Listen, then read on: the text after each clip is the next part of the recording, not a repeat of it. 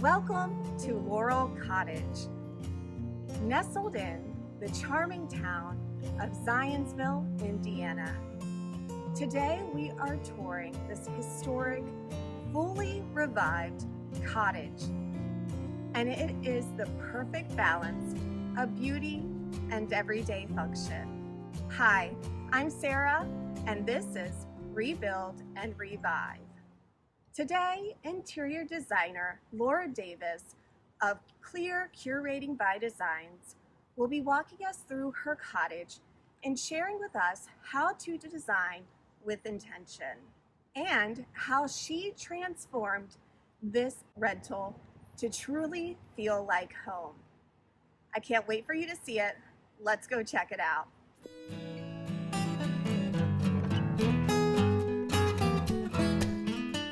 Welcome to Laurel Cottage.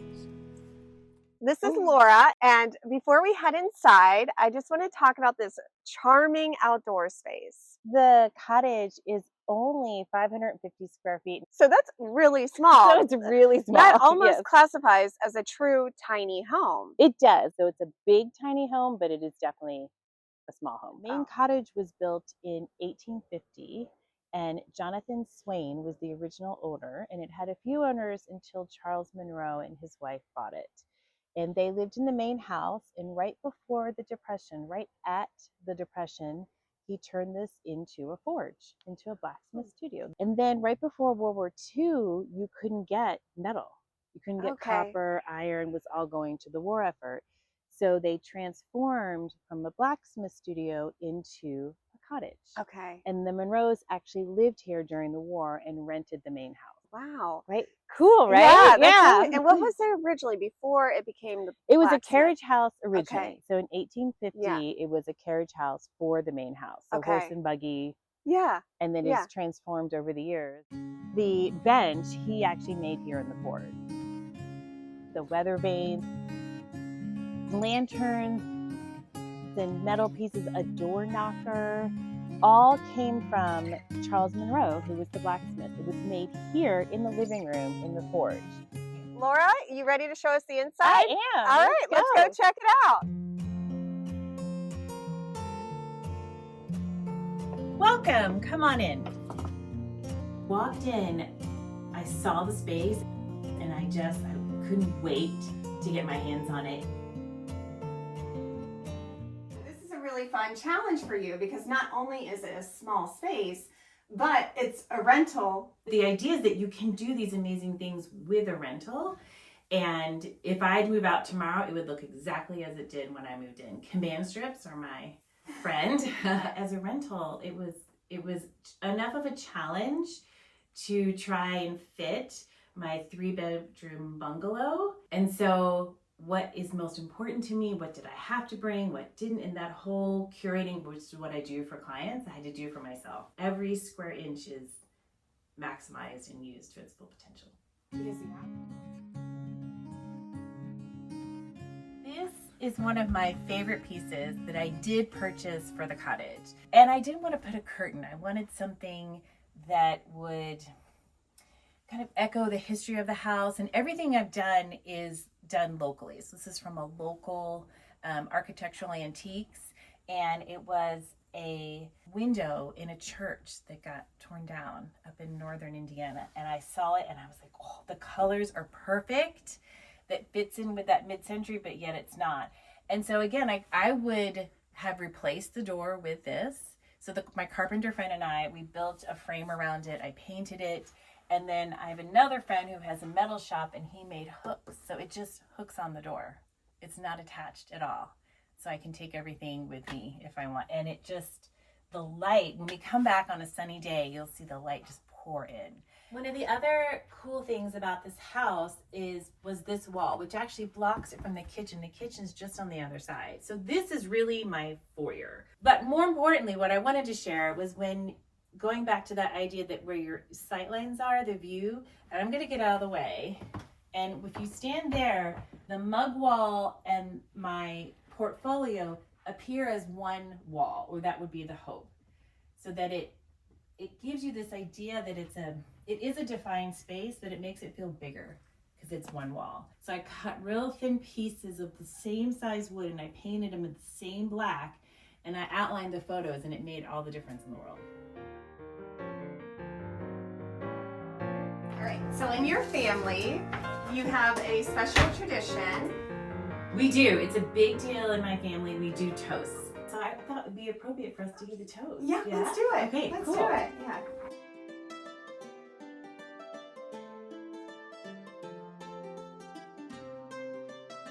So here's to rebuild and revise.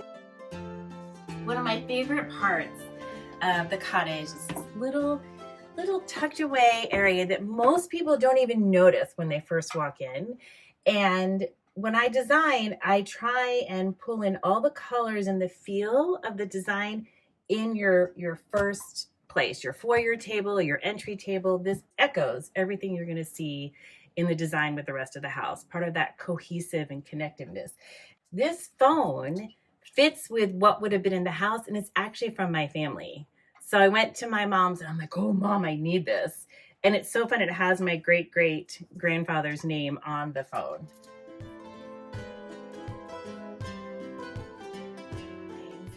These are IKEA dish towels. Really? Yeah. Yeah. And they're just separate dish towels. And I didn't they are, yes. Didn't even cut them.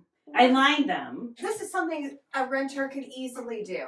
Easily do. Yes. Inexpensive, very inexpensive. This was from Staples decades ago, but it also opens up. Yes. So that I could have more people in here. Nice. And then you could fit probably 6. I mean, that's a good cozy number of people. Yeah, I mean, they're cozy. And if you when I do a party for 6, then it takes a lot of prep in advance. So like the food is pretty much done. I plate it. We're sitting. It's definitely a process. Yes. And this is when I walked in, I saw this wall and knew it was going to be here. Was this, and I usually ask people if they can figure out how it was done. It looks like it has like butcher paper. Yep. Okay. That's a good idea. Yeah. It's actually Amazon packing paper. This was made with children as young as 6 months and all the way up to 82. So you don't need expensive artwork. No. Mm-mm. And all the art in here, when we get to the living room, Mm-hmm. that was done with my children. Oh. So you can do, so it's meaningful. Yes. And it doesn't have to be expensive. So do you want to see the living room?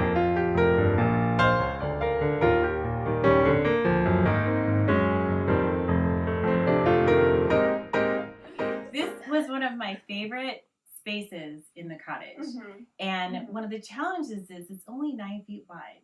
It's 15 feet long, but 9 feet wide. And so the furniture chosen I was just thinking, fitting a couch in here. that was a huge challenge. And it could go, we could tip into looking really old-fashioned very quickly, and I was trying to keep it modern, but in an old-fashioned, really cottage. Mm-hmm. And so another foundation piece is this chair. So I had this chair and I had a cube chair in the same fabric. So I bought the chair at a consignment shop for the fabric. This is Vintage Designers Guild fabric. And so the cube chair would take up this whole room. So I took apart the cube chair and I took all the fabric upholstery off of it. Mm-hmm. And that's where you see the pillows have Oh, all that wow, same you reused it. fabric. I reused it. And then the pillows, I had all this fabric. Yeah. And then I used, again, from the chair, but I went to the library. They have a makerspace. You were telling me about this. Yes. I don't. You went to the public library The public and library made these pillows. for free. And they were fabulous. And I said, it's been a long time since I made a pillow. And so as I made the pillows, I got better. Yes. So my first ones are a little, and then doing the piping was a huge challenge. So don't look too closely. And you didn't know how to make them, right? No. Someone was there. Someone was there, and pillows are pretty simple in the world of sewing. But Right. I hadn't done it, and she helped me. She set it up, and it was fabulous. Absolutely fabulous. That's so cool. But every living room we've ever had, we've had a round coffee table. And we always put tickets from all the events we go to as the children were growing up, everything we did there. So here is one of my most favorite ones. So General Grant went on, I did some research, the Palace Hotel, and he did a retirement tour. He had big dinners Really? across the country in the big cities. My great grandfather went, and it was in San Francisco. This was his place card, and luckily my mom still had it. That is amazing. Can you imagine? Sterling silver place card. One of my favorite things about this cottage was the gas fireplace. It used to be the blacksmith's forge.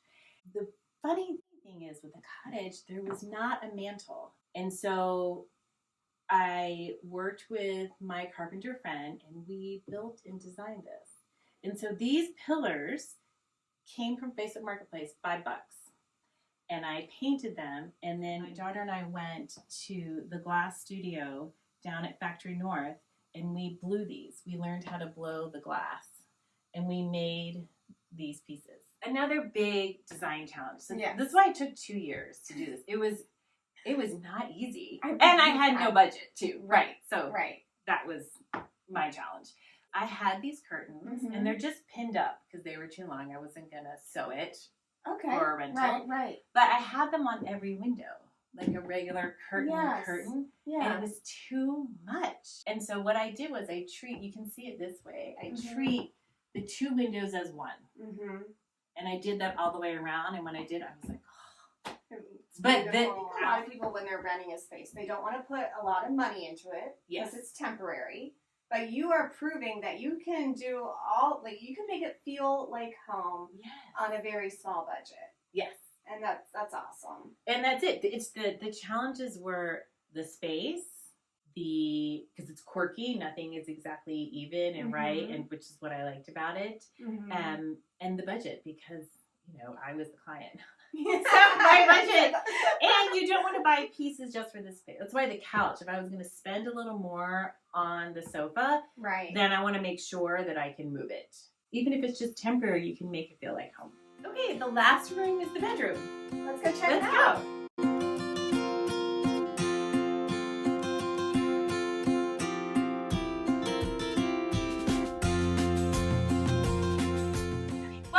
Welcome to my bedroom. So I spent a lot of time on this because the only way to get to the bathroom is through the bedroom. So when you have friends over, making my bed every day. One bathroom. I wanted all new, fresh bedding and linens. And so I found these at IKEA.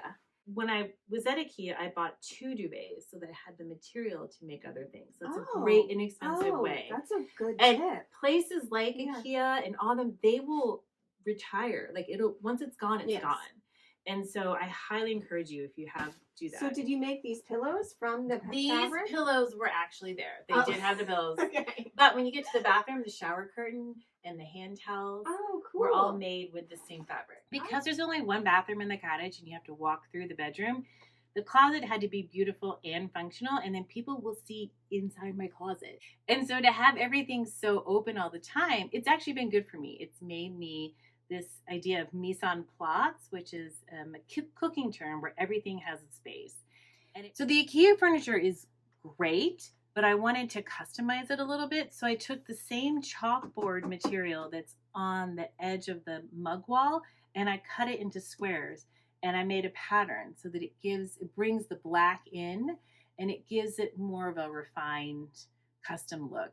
Very inexpensive. And the hats on top, I wanted it to go all the way to the ceiling because it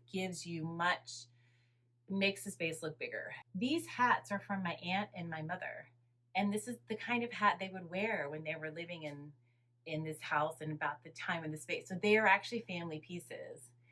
And I wanted them all to be the same level. So they're not sitting on hat stands, they're sitting on old yarn spools. This is a pretty spacious bathroom. Right? It's so big. I was excited about that. And you'll see this is the same fabric that's on the bed.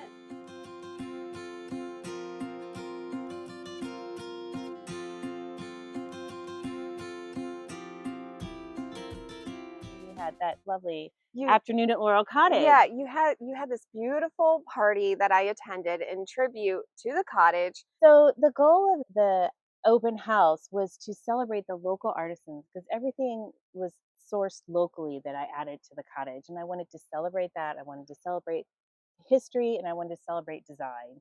And the best way I could think of was just have an afternoon at Laurel Cottage. And we had over 150 people. So, Here? yes.